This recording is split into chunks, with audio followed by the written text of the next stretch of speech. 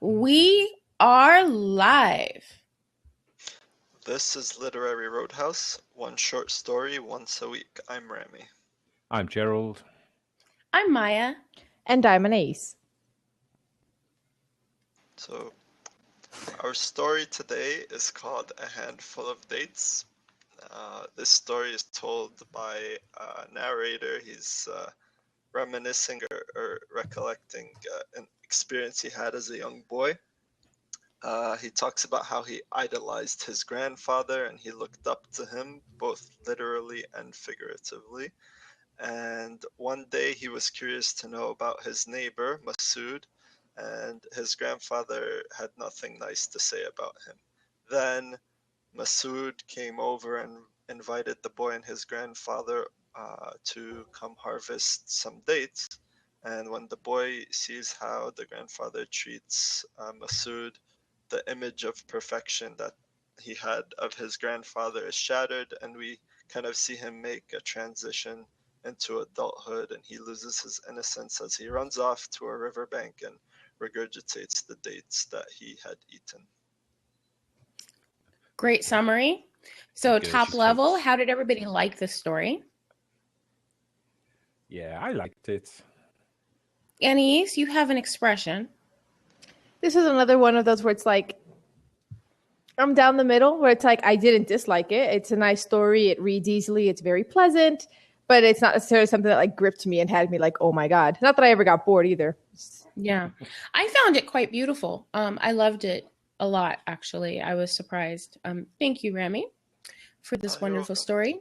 I would definitely say it's a very moral story. You know, there's a lot of religious elements to it, but it was done in a way that was still able to pull me in a way that a lot of the other parables and those types of stories haven't done.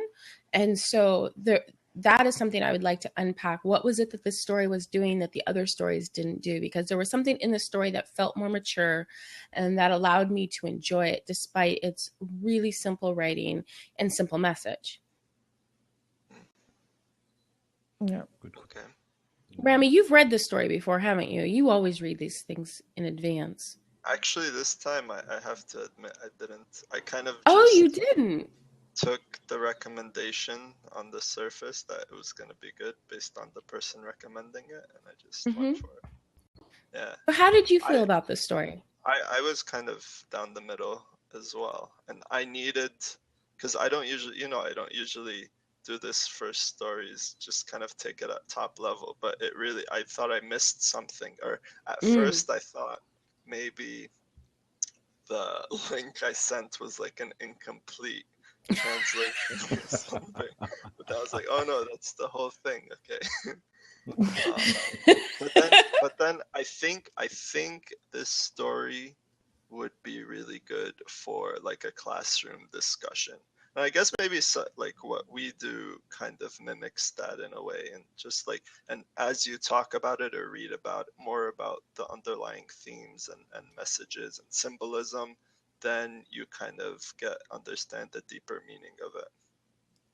Yeah. I like that. I like stories that are simple on the surface, using straightforward language and actually are a story, and then so you can enjoy the story just on that level, and then obviously if they're, depending on how literary they are, then it's nice to see the underlying themes and underlying messages but for me, yeah, we come back to that. I mean, that iceberg thing again. I really like to see a story floating on top of the water first. Yeah, and I felt like this story did that well. It was published in 1964, so it's an older story, but nothing about it felt staid or it didn't feel irrelevant in any way. And you're right, the top level of the story is very, very simple, but there's a lot of underlying meaning in the story that I think that this story probably is a really good story for the classroom. I can see young people really tearing into this, both positive and negative. Whether or not it's actually taught, I don't know. But there's a lot more to this story than what's on the surface. So let's just talk on the surface. What is this story about on its front? You've got a young man who's trying to finds a deeper level, a deeper understanding of right and wrong and spirituality. I think that is what I got, just top level. How about you guys? Yeah, I think that's it. He even the way that the story is written early on, there's a lovely phrase, because he sort of idolizes his grandfather. His father's only mentioned in passing, and he's describing his replying to his questions, and it said, as for his beard, it was soft and luxuriant and white as cotton wool. And I thought that was just beautiful, and that sort of signified for me how he felt about his grandfather, that he was just this kindly old man, and this was a real awakening for him. Definitely. How about for you, Anais? Yeah, there was definitely that one. And I think there was also some commentary about socioeconomic class and indebtedness, even if he was too young to know it at that time, because there was many ways that you can show that his grandfather isn't some magnificent being who just, sort of exists, that he transacts with other people in ways that are sometimes not the most, I guess, what would be the word? Sanctimonious? He sometimes transact with the people in ways that can seem rough, and the choice was indebtedness and class. And also the grandfather seems to take pleasure from being you still owe me 50 barrels or whatever. He sees how he was talking about the land, I'm gonna probably own all of it soon and stuff. He wants to take it all from him. Yeah, and there is a sense that the grandfather feels that by having all that land and losing it, that in and of itself is a moral failing. And he judges the man for having too many wives, and that's why he lost his land. And yes, debt is definitely a huge theme in the story. And as I was reading it, I felt both sides. He does owe this money, but at the same time, he's literally taking everything. He doesn't leave him anything to live on.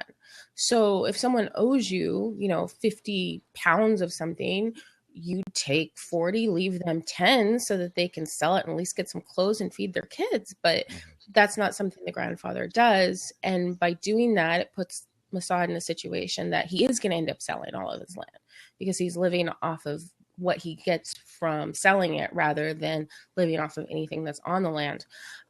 One thing that struck me was in the beginning of the story, the young man, like you said, Gerald, he's idolizing his grandfather, and he is doing good, not for good's sake, but for praise. So he works really hard to learn the Quran. He takes pride in the fact that he says it good, and that the teacher makes him recite, and that people praise him and pat him on the head when he does a good job.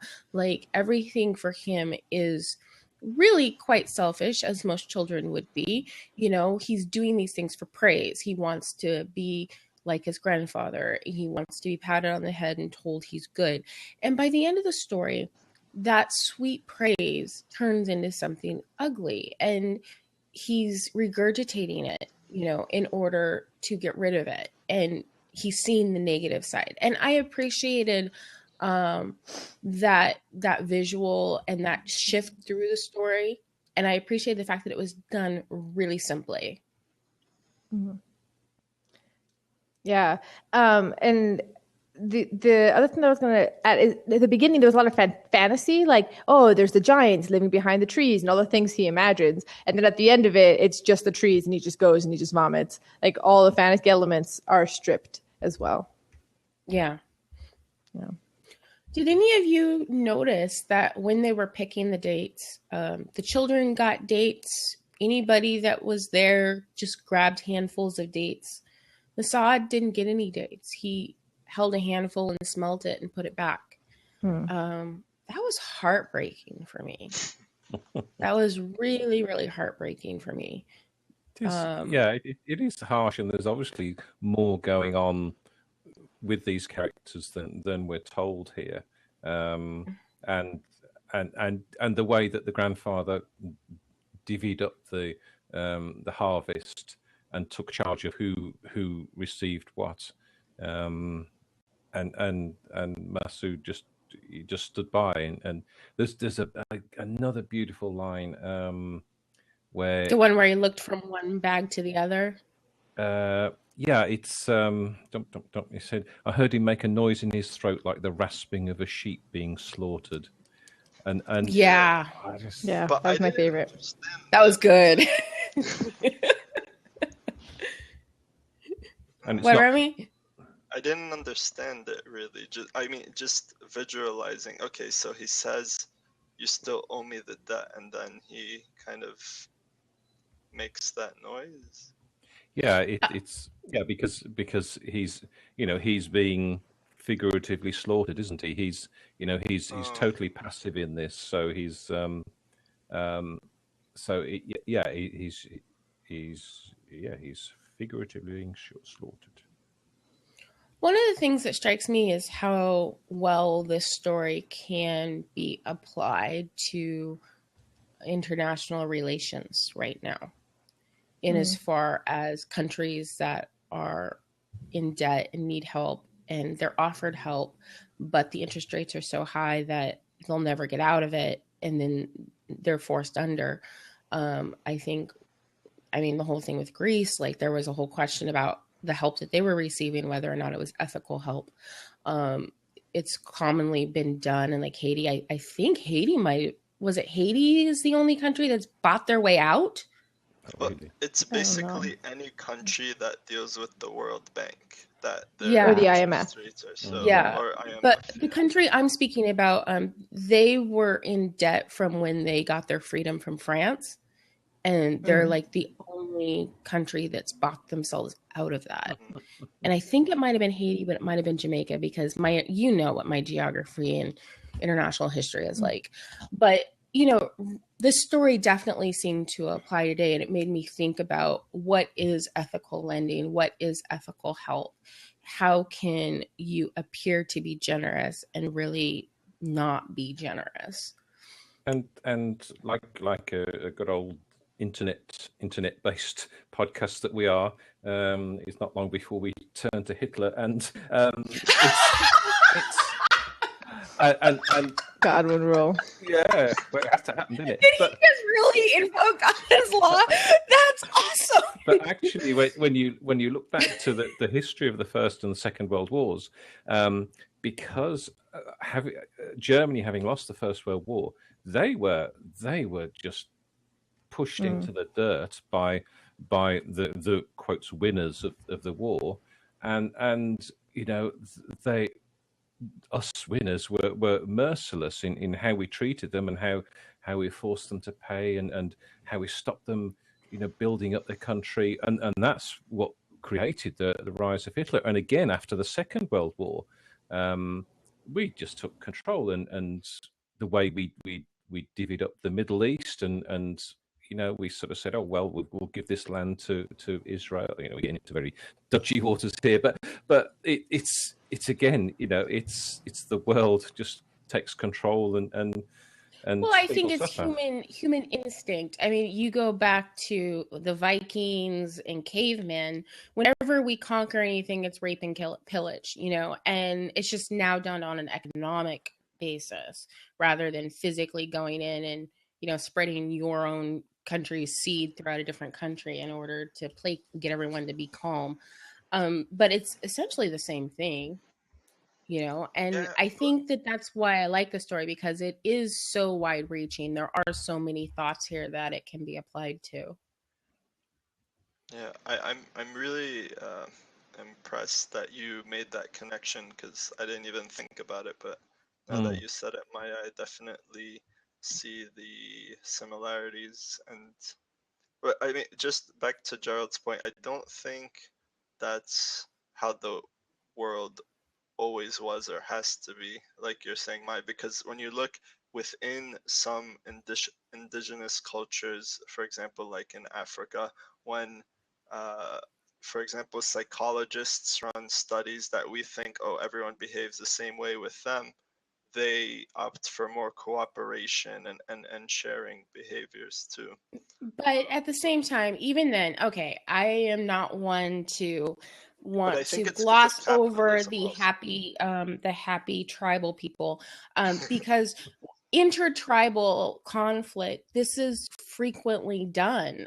It is frequent that when one tribe conquers another, whether you're talking South America or Africa or freaking European countries, on a more economic basis, where when one group of people conquers another group of people, even lions do this. What do? They take out the men so that they can have more power.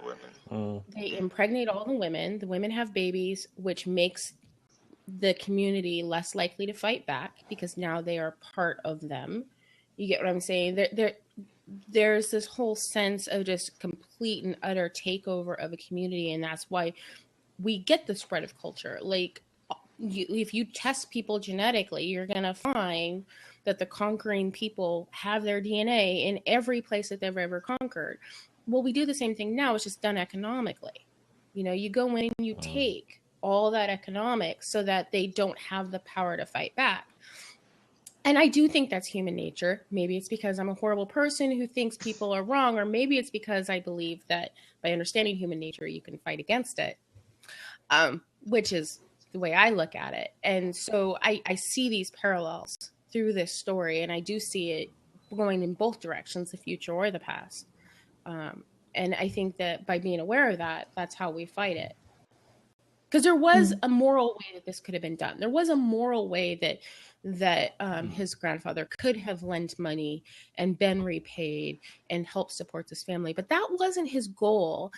You know, and for him, he believes morally that he is better person because he came from nothing and he gained all this, and he's a better person than this guy who had all this to begin with and lost it all. And you see that in people today in the US who believe, you know, the rich get richer because they're morally better and they work harder, and the poor get poorer because there's something wrong with them. Yeah, I was going to say, like, backing that up, when the narrator asks, like, why don't you like Masood? There's nothing about Masood's character. It's not like, well, he's arrogant or this and that. Or it's all just like, well, he had land and then he lost it. That's it. And then the narrator, when he thinks of Masood, he's like, wait, Masood, the neighbor? But he's always like friendly and he laughs a lot. And I always think that he's a very warm person. So the only character flaw, if you can call it that, is indolence. Yeah, like, yeah. Laziness. Mm-hmm. But is he even lazy? Or did he just marry too many women? Yeah, and also the way that the society dictates what your value should be. Like, what if for him owning lots of land isn't the end all be all? You know what I mean? Like, what if he has different goals? That it doesn't matter though. If you don't have the same set of values, striving for the same sort of path of success, then you are lesser than. Yeah, one of the things I appreciated was the explanation the grandfather gave for why he was lazy and why he lost his land, you know, that he married too many women. And it drew parallels that, you know, most societies where you're allowed to have multiple wives, there is a huge like disclaimer. You can have multiple wives if you can support them. And you see that, I'm not sure, Rammy, do you know if it's actually in the Quran or is it just culturally? No, you can have multiple wives. This isn't in the Quran, but if you treat them fairly, like equally, and then so this part most people ignore. It's like they just take like the first half. Okay, we can have multiple wives, and then it continues to say, and you never will be able to, basically, like treat them fairly. But... Yeah, all cultures have their little disclaimers that we choose to overlook. So yeah, we're just not going to see that part. That's funny. So that made me wonder if maybe the reason why the grandfather hated Masood so much was that he wasn't able to support them. So the lack of being able to support is the thing that makes him morally wrong. Like, I'm looking at this and I'm thinking, how does the grandfather see it from his side? Because he doesn't come off as just an all bad villain. Ha ha ha, I'm going to take over the land. Like, he doesn't come off that way. There's something behind it. There's some reason why he feels that Mossad is immoral that goes beyond just he lost his land. There has to be. And I started thinking about, the thought that, he's married too many times for what he can support. And whether or not that is why the grandfather considers him such an immoral person. But then the grandfather is helping that situation by making it even harder for Mossad to support his family. Yeah, and there comes a time when for the good of the recipient, you have to stop giving them or lending them money. And I think in Masood's case, he's just been helped out. But maybe he's happy. Maybe he doesn't. We're all feeling sorry for him, and it's. He didn't seem happy when he was bleeding like a lamb, like a slaughtered lamb. Yeah, but then he sings and he smiles. So the happy poor people.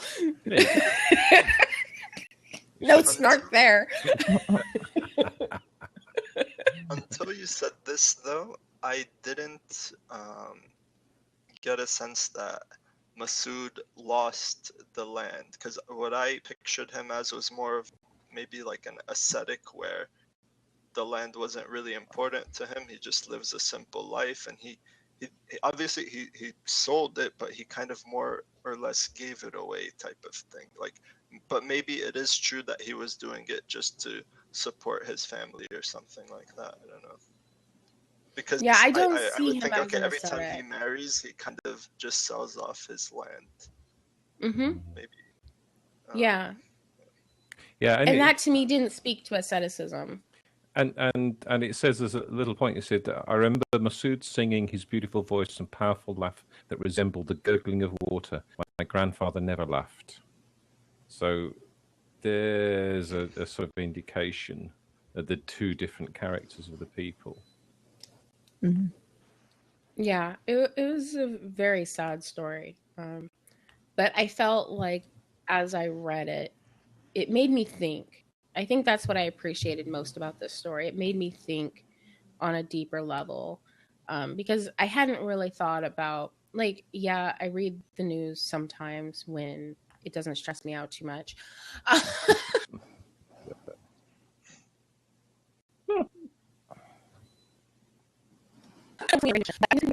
Something that you see all the time in various ways where you help somebody into their own misery, right down to back when we gave, back when the U.S. Companies sent baby formula to Africa where there was no clean water to mix the baby formula.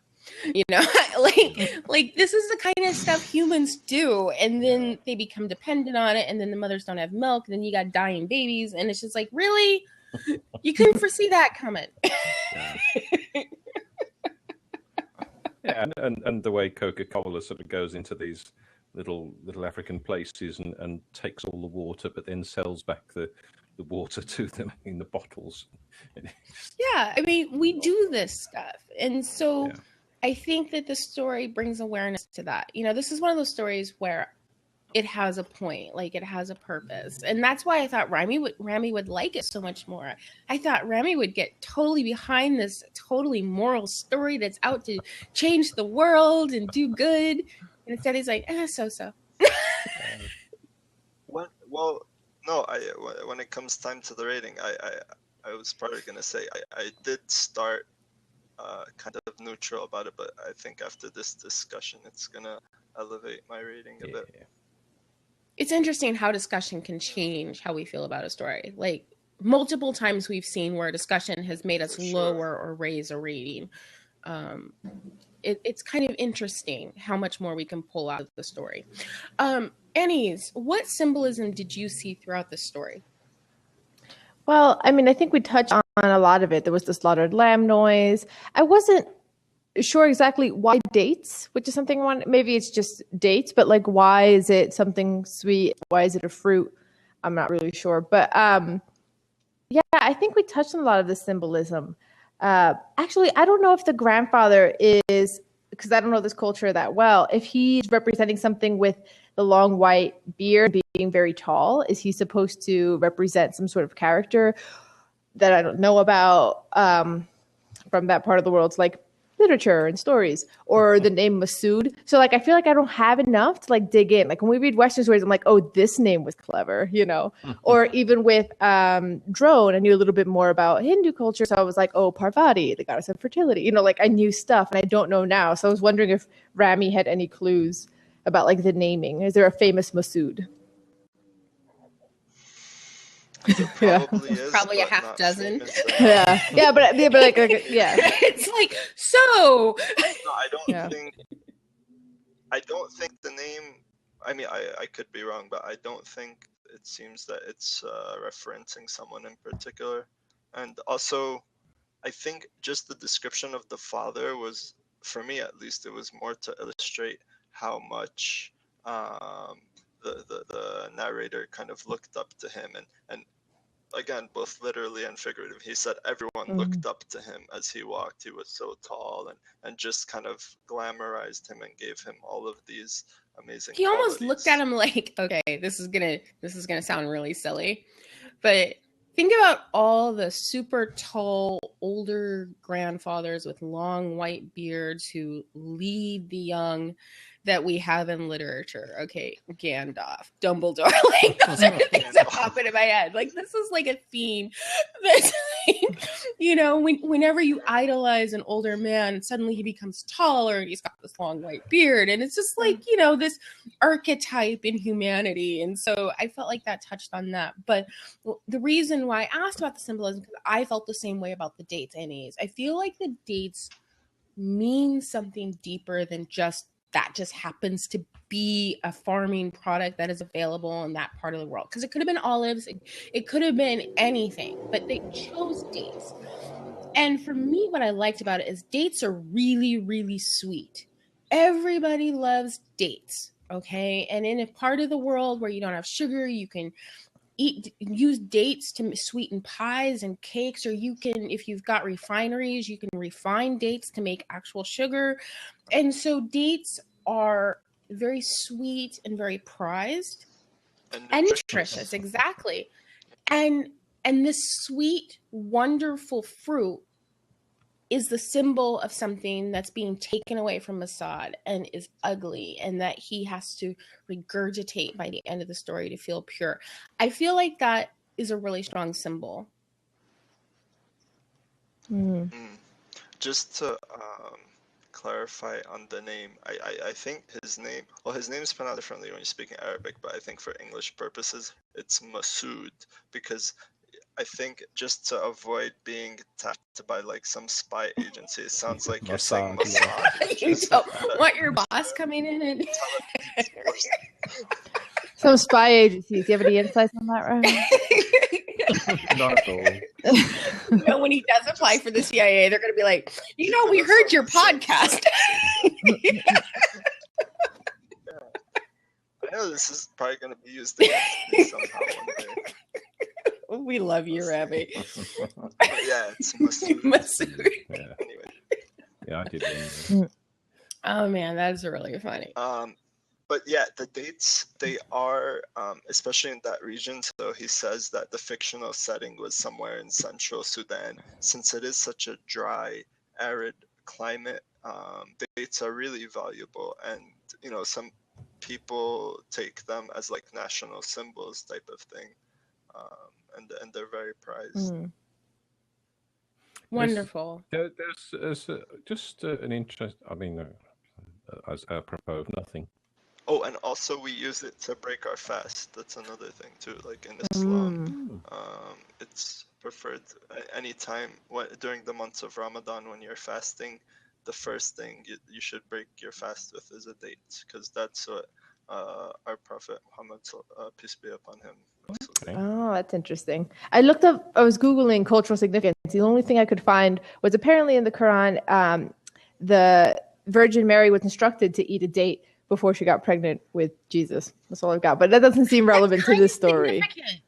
It's significant, but I don't know how it relates to this story. I don't know. I mean, this is a fruit that is eaten to promote fertility. It's eaten to break fasts. It's used to sweeten foods. It's prized to the point where it's practically money. And at the end of the story, the protagonist is barfing it out. I wonder whether it's symbolizing wealth and money, because it is an important fruit, and so what we're seeing is the grandfather taking this money, this wealth from Masood, distributing it to other people, and then the narrator is then fighting it because he's rejecting that his grandfather's ideals. His grandfather's ideals, yes. Yeah. And also, I think where he chose to vomit it is important too, because he goes to the riverbank, and in the beginning of the story, he compared his father going through the door like the river wound behind the acacia trees. Yes, and he said that Masood, he laughed like a bubbling brook. And there's the a lot of water symbolism. And the grandfather bends like a river when he stoops into a house, right? Yeah. Very interesting resonance throughout the story. That's well done. That's something I need to work on because I so don't have that skill. Okay, but to play a little bit of devil's advocate. So I agree. I like when there's the iceberg and there's more to dig through. But what I like is when you dig through and then you're like, oh, this adds something new. This is confirming the story we already knew, but the story still stays very, very simple. So for me, it's still a little bit like, I don't know. I guess for me, there's just I'm still sort of a little because it's like it's nice, it's pleasant, but I wish it was meatier. You know, I think that's what it is for me. Because the story is on the top level, and the underneath, instead of adding additional stuff, it adds nuance to the already existing story. Yeah, I appreciate that nuance. But I think you've got a point that this is not a story that the underline is like groundbreaking, sky opening up, angels singing kind of stuff. Like it's more of a very simple story. And it just adds more nuance and more directions of the same theme. I think you're being unduly harsh here. I think the story... Nobody said it was competently written. And I'm not saying that makes it bad or makes it a bad story. It's more like a personal taste thing. Like it's very focused on the one message that it wants to give, and it gives that message very well, and it has all the right symbols to deliver that message. And I think maybe it may just be me personally. I'm like, okay, but that message for whatever reason for me, way is why I compared it to a parable. Mm-hmm. It felt more like a moral story that you would tell children, or you would tell in the mosque, or you would tell at school to teach a lesson, rather than a story that you read in order to dissect its literary merit.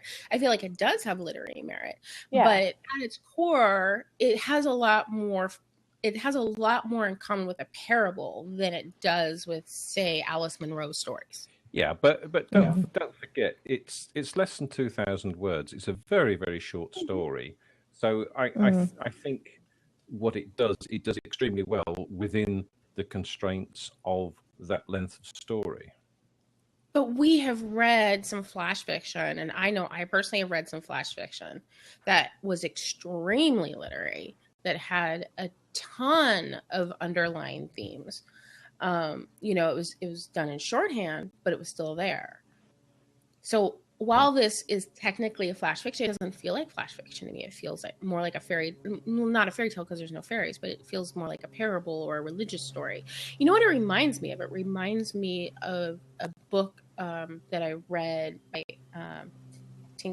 Han, I can never pronounce his name, called The Novice. And it's a short Buddhist story that is extrapolated into a novel, but at its core, it reads like this. It's very simple. It's got a point. Everything is towards that point. And I think that just takes a different type of reading. And I think for the type of story it was well done for me. I'm trying to think in my mind whether I would consider this a good story to read for children, because maybe you're a much more advanced child than I was, but I'm trying to think, like, if I had read this at a younger age, I definitely would have had a lot of questions and been confused about it. But maybe that's the point, to have the child ask, oh, why did he throw it up? And then I guess the older parent kind of this reminds me of a story but that you would find that you would read to your child, that you would sit down and you'd read together. You know, it doesn't sound like something I would hand to a second grader and have them go read it on their own. Yeah. But I would have missed all of this larger stuff about resource extraction and things like that I understand today. True. So I think in that sense it works for adults too. Yeah, but even without that understanding, the central point of the story, still you don't need that to get the main message of the story. If you were like reading this with a child and guiding them through it.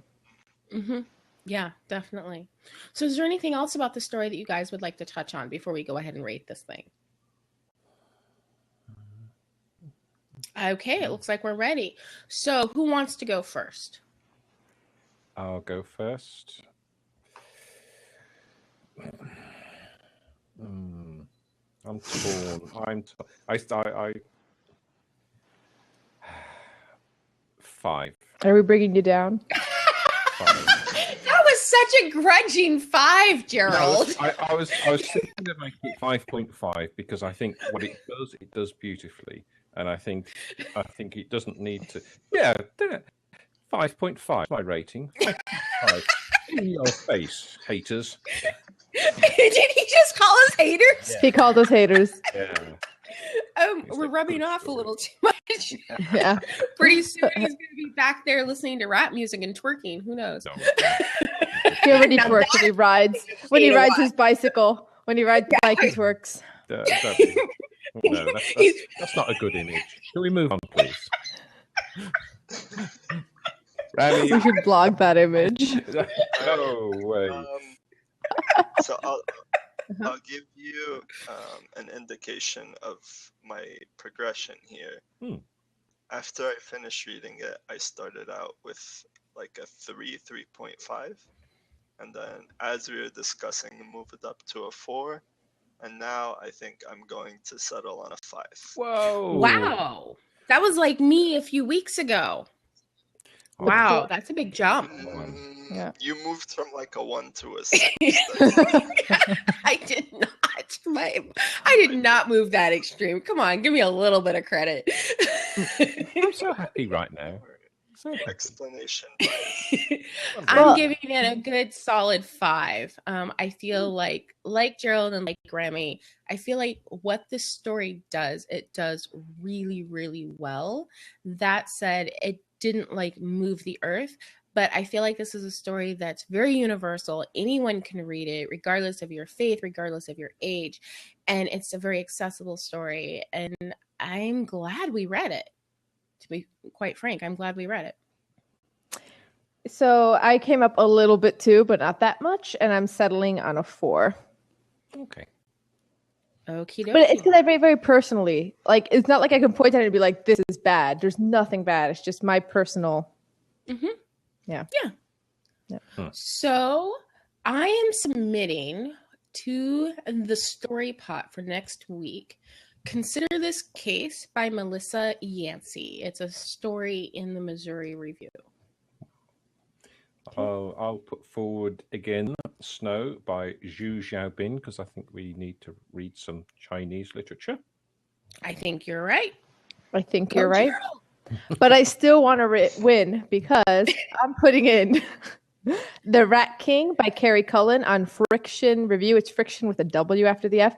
I think it's horror, and we don't really do scary stuff. Are so you I sure get it's scared. horror and it's not like about the Nutcracker? Because the Nutcracker has a rat king. I know, but there was people in the comment section saying I'm so scared right now. Oh my god, this is terrifying, which is why I think it's horror. Maybe it's a terrifying rat king from the Nutcracker. Maybe. But also Friction, I can't say it's got a W in there. They ask their authors to pick a song that goes with their story, so that it also comes with a playlist. Oh, so. wow. Oh, that's awesome. Very Okay. Come on, hit it, Anais. if you win, like, and we have to read it, do we put the song on loop, like repeat, or how does that work? If you want, it's called Waiting Game by Banks. If you want to listen to the Live song your own anyway. experience. Okay. Yeah. And we're not allowed to deliberately drink ourselves during the quiz in order to let Annie's win. No. Plus, I'm happy to read any of the stories. Okay. All right. So the game, as you might or might not have guessed, will be about dates. What? Dun, dun, dun. Oh, lordy. I never saw that coming. No. And this was kind of challenging to research. So I'll tell you, initially it's going to be multiple choice. So you actually did research. You didn't like go with the low hanging fruit and ask us about like famous people that dated in movies and stuff. Oh, he's like, oh, I could have done that. That would have been so much easier. No, that would have been a cop out, though. No, and it's not related.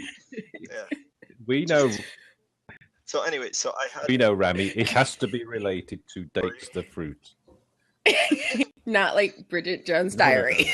No. You can't play with words. But initially I had 4 answer choices, but I remember how in one of my last quizzes, no one got any questions right, so I limited it to 3.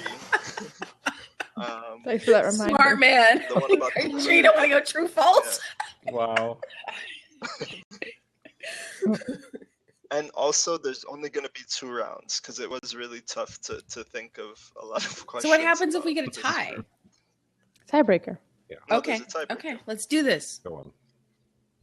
All right. So to decide the order, I'm thinking of a number from 3. 1 to 10. 7. Someone. Nope. Yep. And Maya was second, so Anais will be third. It was 7. So Gerald, the word date comes from the Greek word dactylos. What does dactylos mean? Is it hand, palm, or finger? No, it's finger. Oh, you're shaking your heads like Yeah. You knew I knew that. Oh, wow. Oh. Which is etymology. Okay, Maya. What percent of the Earth's farmland or cultivated surface is covered by date Great. palms? This I don't know. Is it 1%, 3%, or 5%? I'm gonna go with 5%. It's probably 3. No, it's 3. Yep. Damn it. Okay. Anais, how many million tons of dates are grown per year? 2 million, 3 million, or 4 million. What? Yes. Correct. All right, Gerald. Raise the dates. Which state? Good job. Which state grows about 99% of all dates grown in the United States? Is it California, Arizona, or Louisiana? I would guess at California. And are you correct? Dang it. Come on, Annie. You got to win. I want to read that story. Come on, you got this. All right. No favoritism. So, Maya, what is the top dates producing country in the world? Is it Saudi Arabia, Algeria, or Egypt? Algeria. Nope, it's Egypt. Wow. I did not get the any other 2 clue are right in this the week. top 5. That's okay. I mean, you wouldn't. It's no shame not to know the top producing date country in the world. You ready? Yeah.